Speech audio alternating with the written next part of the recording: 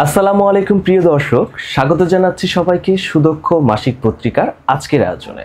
বাংলাদেশ একটি উন্নয়নশীল দেশ, যার অর্থনৈতিক প্রবৃদ্ধি একটি বড় অংশ নির্ভর করে প্রবাসী কর্মীদের উপর। তাদের পরিশ্রমে গড়ে উঠেছে দেশের অর্থনৈতিক ভিত্তি। তবে এই সাফল্যের পেছনে কি আমরা প্রস্তুত? দক্ষতা উন্নয়ন কিভাবে এই শিল্পকে আরো বেশি দূর এগিয়ে নিয়ে যেতে পারে? বাংলাদেশ থেকে প্রতি বছর 10 থেকে 12 লক্ষ কর্মী বিদেশে কাজ করতে যান। প্রধান গন্তব্যস্থল হলো মধ্যপ্রাচ্যে সৌদি আরব, কাতার, ওমান, সংযুক্ত আরব আমিরাত এবং এশিয়ার মধ্যে উল্লেখযোগ্য মালয়েশিয়া, সিঙ্গাপুর ও দক্ষিণ Korea.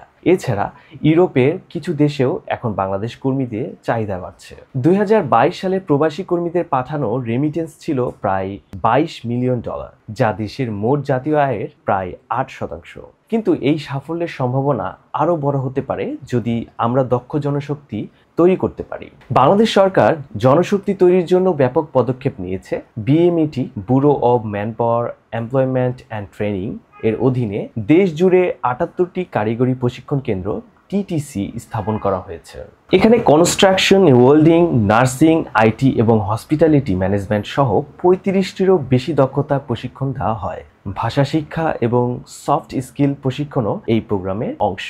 বায়রা Bangladesh association of international recruiting agency এবং বিভিন্ন রিক্রুটিং এজেন্সি দক্ষ কর্মীদের জন্য সঠিক কাজ এবং ন্যায্য বেতন নিশ্চিত করতে কাজ করছে। এসব প্রতিষ্ঠান বিদেশি নিয়োগ কর্মকর্তাদের সঙ্গে চুক্তি করে বাংলাদেশের কর্মীদের বিশ্ববাজারে আরও পরিচিতি অর্জন করতে সহায়তা করছে। সরকারি উদ্যোগের পাশাপাশি এনজিও এবং বেসরকারি সংস্থাগুলো দক্ষতা উন্নয়নে বিশেষ ভূমিকা রাখছে। ব্র্যাক, ইউসেফ এবং ACIP skill of employment investment প্রোগ্রামের মতো সংস্থাগুলো আধুনিক প্রযুক্তি এবং আন্তর্জাতিক মানের প্রশিক্ষণ দিয়ে কর্মীদের প্রস্তুত করছে। এই প্রশিক্ষণ কর্মসূচি শুধুমাত্র কর্মসংস্থানের সুযোগই বাড়াচ্ছে না, বরং কর্মীদের জীবনের মান উন্নয়নে নিশ্চিত করছে।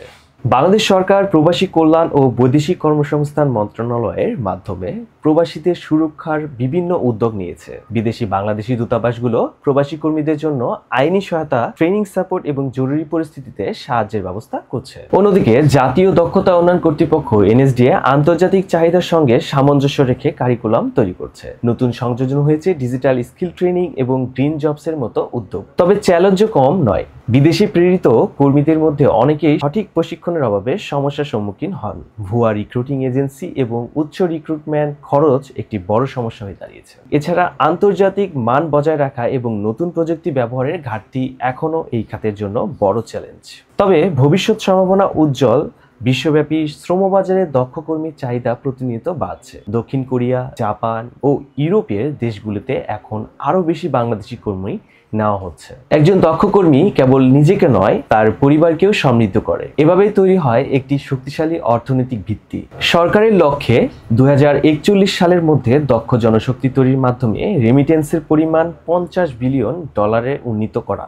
এই লক্ষ্য অর্জনে প্রয়োজনীয় দক্ষতা উন্নয়ন, আধুনিক প্রযুক্তি ব্যবহার এবং আন্তর্জাতিক মান বজায় রাখা সবচেয়ে বড় চ্যালেঞ্জ। বাংলাদেশের কর্মী রপ্তানির সাফল্যের গল্প আমাদের ঐক্যবদ্ধ প্রচেষ্টার ফসল। এটি শুধু আন্তর্জাতিক সমৃদ্ধি নয়, বরং আমাদের দেশের একটি গর্বের বিষয়। আপনার দক্ষতাকে কাজে লাগিয়ে গড়ে তুলুন উজ্জ্বল ভবিষ্যৎ। দক্ষতা উন্নয়ন সম্পর্কে আরও জানতে আমাদের সঙ্গেই থাকুন। ধন্যবাদ সবাইকে। সুস্থ থাকুন, ভালো থাকুন। আবারও দেখা হবে কোনো এক পর্বে।